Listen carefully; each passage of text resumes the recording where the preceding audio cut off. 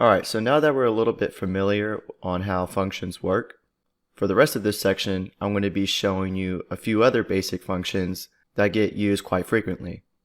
And the first one that we will be discussing is the min function, aka the minimum function. So we're going to add this to our report, and we're going to click in cell A11 and type in min, so we know what this answer is. Right beside it, our goal is to achieve the minimum expense throughout January, February, and March. Now these functions are used to find just key data points within your data. Alright, so we know a few ways how to add a function into our worksheet. So one of the ways is going up to the Formulas tab and find the function in the function library. So we're looking for the min function to find the minimum value within our report.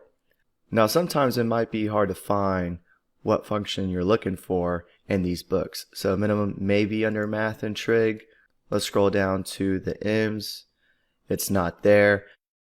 I haven't mentioned this before, but if you go to more functions, there's statistical, engineering, and I believe it's under statistical. And there it is. So we're going to give that a click. Now our function arguments window pops up. Now once again, Excel is trying to be helpful to decide which cells we were going to look for.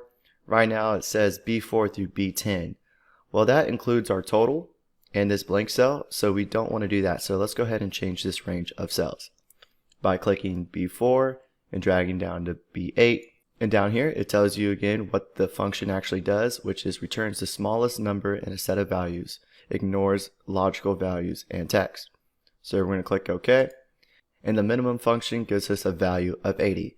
And if we go up in these cells and check each cell, we can tell that the minimum value is 80, which is utilities. And we also know how to quickly copy this formula across columns by using the fill handle. So we can click and drag that to the March column. And now we have the minimum value for each month. We have 80 for January, 100 for February, which is supplies, and 95 for March, which is utilities. Now very similar, there is a maximum function, which returns the maximum value in a range of cells.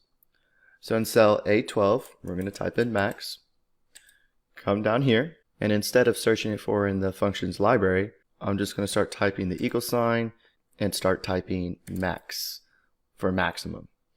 Go ahead and give that a double click.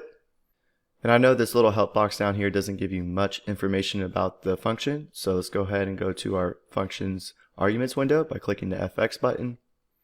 And you can tell that the maximum function returns the largest value in a set of values.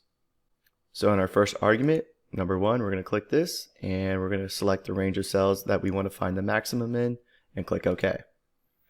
And we can see that the maximum value for January is cost of goods sold, which is $1,000. And we can click and drag the fill handle to copy this function across the columns. And now we have the maximum for all 3 months, and it looks like it's all in cost of goods sold. Alright, so that's the min and max function. Pretty simple to use, easy to understand, and is very useful when you're trying to find key data points such as the minimum value and the maximum value within a range of cells. Alright, so let's just keep on going and start adding some more useful functions within our report.